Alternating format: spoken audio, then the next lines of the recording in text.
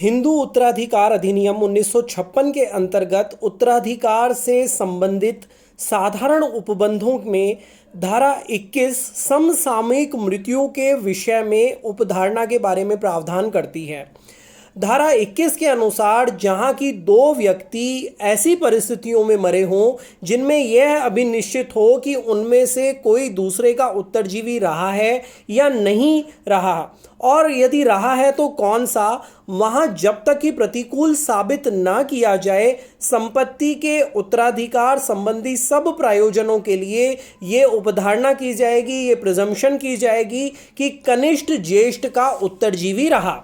ये धारा 21 के अंतर्गत नियम यह है कि जहां की दो व्यक्ति ऐसी परिस्थितियों में मरे हों जिनसे ये अनिश्चित हो कि उनमें से कोई दूसरे का उत्तरजीवी रहा या नहीं, और रहा तो कौन सा, वहां जब तक कि प्रतिकूल साबित ना सिद्ध किया जाए संपत्ति के उत्तराधिकार संबंधी सब प्रयोजनों के लिए यह उपधारणा की जाएगी कि कनिष्ठ ज्येष्ठ का उत्तरजीवी रहा। किसी दुर्घटना में साथ साथ कई व्यक्तियों के मरने पर यह कहना कठिन होता है कि उनमें से पहले कौन मरा। इस कठिनाई को दूर करने के लिए यह नियम बनाया गया है कि कनिष्ठ ज्येष्ठ का उत्तरजीवी माना जाएगा। इसे हम एक उदाहरण के द्वारा समझ सकते हैं कि ए और बी पिता और पुत्र हवाई दुर्घटना में मर जाते हैं तो ये माना जाएगा कि पिता पहले मरा। इसका तात्पर्य यह होगा कि पिता ए की संपत्ति उत्तराधिकार में पुत्र बी पाएगा और बी की सारी संपत्ति अपनी और पिता के द्वारा उत्तराधिकार में जो प्राप्त है वो बी के उत्तराधिकारियों की जाएगी। यहां पर कनिष्ठ से तात्पर्य है संबंध में कनिष्ठ। उदाहरण के लिए एक दूसरा उदाहरण लेते हैं। ए एक चाचा जिसकी आयु 30 वर्ष है और बी उसका भतीजा जिसकी आयु 35 वर्ष है, एक बाढ़ में साथ साथ मर जाते हैं। इस स्थिति में बी ए का उत्तरजीवी माना जाएगा, परंतु यदि संबंध बराबर का है जैसे भाइयों के बीच तो फिर आयु में कम कनिष्ठ माना जाएगा। ये धारा पंजाब उच्च न्यायालय के समक्ष भी व्याख्या के लिए आई थी। In the matter of Matavir Singh में वसीयतकर्ता और उसकी पत्नी गोलियों की बौछार के साथ साथ मर गए थे। न्यायालय ने ये कहा कि पत्नी पति की उत्तरजीवी रही क्योंकि पत्नी पति से कम उम्र की थी। पंजाब उच्च न्यायालय ने यह भी कहा है कि यह धारा हिंदुओं के वसीयती और अवसीयती दोनों भांति के उत्तराधिकारों पर लागू होगी। अधिनियम की धारा 22 preferential right to acquire property in certain cases, कुछ दशाओं में संपत्ति अर्जित करने के अधिकमानी अधिकार से संबंधी प्रावधान करती है। इस धारा के अनुसार जहां की इस अधिनियम के प्रारंभ के पश्चात निर्वसियत की किसी स्थावर संपत्ति में या उसके द्वारा चाहे स्वयं या दूसरों के साथ किए जाने वाले किसी कारोबार में के हित अनुसूची के वर्ग 1 में विनिर्दिष्ट 2 या अधिक वारिसों को न्यागत हो और ऐसे वारिसों में से कोई उस संपत्ति या कारोबार में अपने हित के अंतरण की प्रस्तावना करे, वहां ऐसे अंतरित किए जाने के लिए प्रस्तापित हित को अर्जित करने का अधिमानी अधिकार दूसरे वारिसों को प्राप्त होगा। इसे हम सरल भाषा में इस प्रकार समझ सकते हैं कि जहां किसी निर्वसियत मरने वाले हिंदू की स्थावर संपत्ति या उसके किसी अंश का वारिस कोई वर्ग 1 में बताए गए कोई व्यक्ति को मिला है और वो अपने उस हक को, उस हिस्से को बेचना चाहता हो या उसका अन्य अंतरण करना चाहता हो, तो उससे संबंधी जो वो खरीदने के जो पूर्वाधिकार होंगे वो क्लास 1 में वर्ग 1 में जो दूसरे उत्तराधिकारी हैं जिन्होंने उस संपत्ति का दूसरा हिस्सा प्राप्त किया गया है उनको प्राथमिकता मिलेगी। इस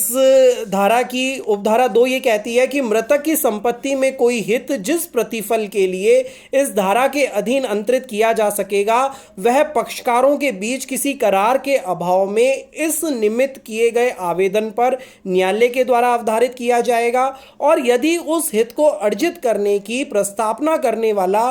कोई व्यक्ति ऐसे अवधारित प्रतिफल पर जो उसे अर्जित करने के लिए राजी ना हो तो ऐसा व्यक्ति उस आवेदन के या उसमें अनुषंगिक सब खर्चों को देने का दायी होगा। उपधारा 3 कहती है कि यदि इस धारा के अधीन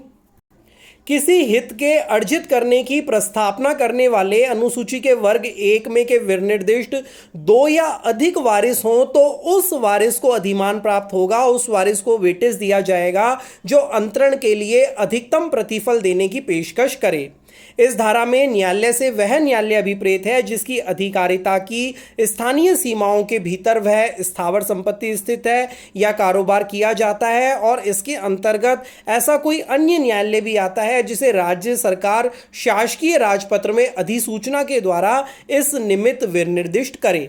हिंदू उत्तराधिकार अधिनियम 1956 की धारा 22 हक शुफा के नियम को प्रविष्ट करती है। ये धारा हक शुफा के 2 अंगों को मान्यता देती है। नंबर 1 के उत्तराधिकारियों को प्राथमिक और मूल अधिकार की किसी अन्य उत्तराधिकारी के द्वारा संपत्ति या कारोबार के भाग को विक्रय करने की स्थिति में क्रय करने का प्रस्ताव उनके समक्ष रखा जाएगा। क्योंकि यह अधिकार व्यक्तिगत है तथा संपत्ति से जुड़ा हुआ नहीं है, इसलिए यह ना तो हस्तांतरित होने वाला ट्रांसफरेबल है और ना उत्तराधिकार में जाने वाला है। दूसरा, विक्रय करने के प्रस्ताव को उनके समक्ष न रखने की स्थिति में विक्रय शून्यकरण कराने का उसका औपचारिक अधिकार है। उत्तराधिकार का उत्तराधिकार में प्राप्त संपत्ति को बेचने का अधिकार अन्य उत्तराधिकारियों के इस अधिमानी अधिकारी के नियंत्रण में है कि वैसी स्थिति में उस संपत्ति को खरीदने का प्रथम अधिकार उनका हो और उनके इस अधिकार के अल्पीकरण की स्थिति में वो क्रय को शून्यकरणीय करने का अधिकार रखते हैं। यद्यपि यह अधिकार मुस्लिम विधि और अन्य विधियों में मान्य हक शुफा प्रीएम्पशन के अधिकार के सादृश्य है, परंतु हक शुफा के अन्य जो अनुषंगों का इस अधिकार के अंतर्गत देखना या लागू करना औचित्यपूर्ण नहीं होगा। धारा 22 के अंतर्गत उपार्जित अधिकार व्यक्तिगत है, संपत्ति से जुड़ा हुआ नहीं है, ये अनिवार्य है। धारा 22 को उल्लंघित करके किया गया हस्तांतरण शून्य करणीय है, शून्य नहीं। हिंदू उत्तराधिकार अधिनियम की सबसे बड़ी आलोचना ये की गई है कि इस अधिनियम ने उत्तराधिकारियों की संख्या को बहुत बढ़ा दिया है, जिसके फलस्वरूप संपत्ति और कारोबार का खंडकरण होता है और अपरिचित व्यक्ति कुटुंब की संपत्ति और कारोबार में हस्तक्षेप कर सकते हैं। तो धारा 22 इस आलोचना का उत्तर है। उत्तराधिकारियों के कारोबार या संपत्ति को खरीदने के अधिमानी अधिकार द्वारा संपत्ति और कारोबार का खंडकरण और अपरिचित का कुटुंब के कारोबार या संपत्ति में सम्मिलित होना, इससे रोका जा सकता है। तो साधारण शब्दों में हिंदू उत्तराधिकार अधिनियम 1956 की धारा 22 को हम इस संदर्भ में समझ सकते हैं कि जब एक निर्वसियत हिंदू की संपत्ति, अचल संपत्ति, स्थावर संपत्ति या उसके कारोबार के किसी अंश का विभाजन हुआ है, उसके उत्तराधिकारियों को मिला है और उत्तराधिकारियों की संख्या 2 या 2 से अधिक है, तब अगर ऐसे उत्तराधिकारियों में से कोई उत्तराधिकारी उस अचल संपत्ति का या कारोबार के अंश का अपना हिस्सा अगर बेचना चाहता है, उसका अन्य संक्रमण करना चाहता है, तो वहाँ पे अधिमानी अधिकार या वेटेज उसके उत्तराधिकारियों को प्राप्त होगा। और जहाँ पर ऐसे एक से अधिक उत्तराधिकारी दावेदार हैं, वहाँ पर उस उत्तराधिकारी को अधिमान प्राप्त होगा जो सबसे अधिकतम प्रतिफल देने की पेशकश करता है। तो ये साधारण नियम है जो इस धारा में बताया गया है। हिंदू उत्तराधिकार अधिनियम 1956 की धारा 23 और 24 को 2005 के